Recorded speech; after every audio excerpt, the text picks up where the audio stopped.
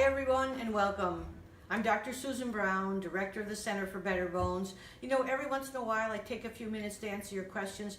We have lots of questions coming through the website, many questions we receive on our blog, and I'm going to try to answer a few for you today.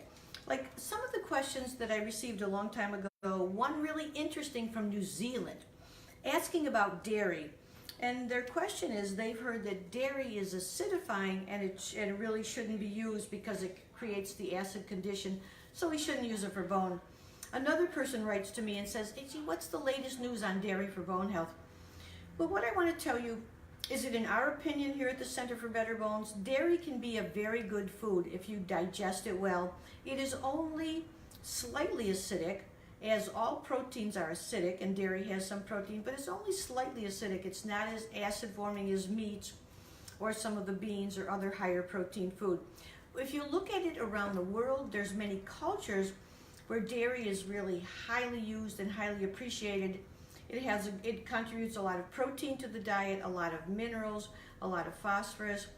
And if you get fermented dairy, like say yogurt or kefir or buttermilk, that gives a wonderful probiotic boost.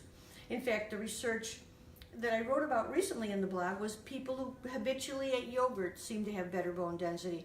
So I think dairy's fine. The problem is that our digestion for so many of us is weak and we don't digest dairy well.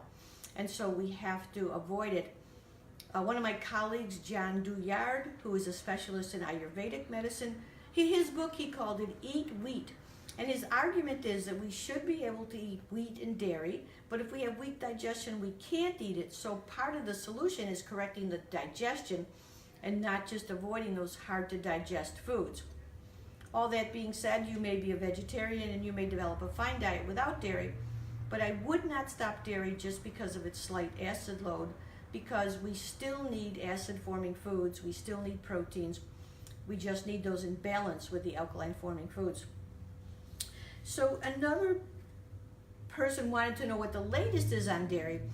Well, what I would say, I think dairy can be a fine food, especially fermented dairy, but I don't think dairy is going to solve a bone health problem. In fact, there's all kinds of research over decades where they tried to prove that taking high dairy would correct a bone situation, would actually correct osteoporosis, and it just didn't prove positive unless a person were extremely low, say on 200 milligrams of calcium a day. Then taking dairy might boost you up a little. It's not a bad part of a mixed diet at all. Several people are writing about MK7, you know, that form of vitamin K, one of the K2s. As you might remember, vitamin K1 is produced by bacteria in the green leafy vegetables, and we get K1 in all the greens, and K2 is produced by bacteria. A particular type of K2 we call MK7 that's often produced by fermented soy. That is extremely good at activating the protein that prevents arterial calcification and activating the protein that keeps calcium in the bone. So MK7, vitamin K2 as MK7, really helps to keep calcium in the bones and keep it out of the arteries, which is a really important thing. So this writer and asked the effective dose. Well, the research has set the effective dose at 200 micrograms, a little tiny amount a day. And that 200 micrograms happens to be what the Japanese population consumes if they regularly eat this fermented soy. And those populations were found to have better heart health, less osteoporosis, and that's how people began studying this vitamin K, this form of vitamin K2 called MK7. Somebody wanted to know about blackstrap molasses. Is it acidic? Remember here that the compounds that are high in minerals, they're likely not acidic. And at blackstrap molasses barrel, when they process that sugar cane, it is not an acidic food. It's high in iron, calcium, magnesium. It's a very good food, and it's not acidic. Someone else wrote about prunes, and you know, we're enthusiastic about prunes. Some of these compounds in prunes have been shown to build bone. But they had stewed the prunes and then they threw out the water, and they were worried they were losing some of the nutrient value. Well, you do use some of the nutrient value, so you should drink that prune water. In fact, you probably had a grandparent who drank prune juice because it's very good for the intestine and it's certainly tasty enough to drink. Someone wrote about melatonin. You know, from time to time, we look at the research on melatonin, and melatonin has a certain benefit. It's a pineal gland hormone that has a certain benefit on the sleep cycle. It helps a lot of people sleep. It also seems to be quite anti-cancer, and it does seem to protect bone. So that, and it could benefit you all over. If I didn't have a sleep problem, I might not use it, except we get a lot of questions from people who fracture. And this is an interesting woman who was immobilized. You know, if you lay down in bed for just a few months, you lying down and you stand them up, even in a brace. Say I was immobilized, but they stood a lot to halt that bone loss. Just the force of gravity is helpful. This woman was immobilized for a long time. Her bones became weak, and then she fractured the patella, the kneecap. So she wants to know how to quickly heal that patella.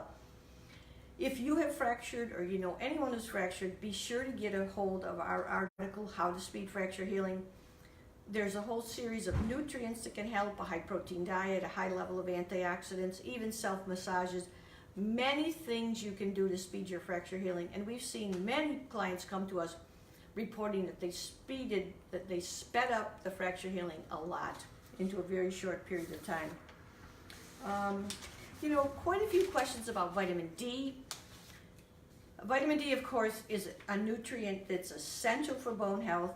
You cannot absorb calcium unless you have enough vitamin D. Like the famous calcium researcher Robert Heaney once said, you could swim in calcium, and if you don't have enough vitamin D, you're not going to be able to use it. This writer, her doctor measured her vitamin D level and suggested that she go from using 2,000 or 3,000 a day to using 7,000 a day. She wants to know if 7,000 units of vitamin D is safe. Well, 7,000 units of vitamin D is a standard dose that a doctor will give you if you come up with a low. Take 7,000 units a day for 8 weeks, and then retest.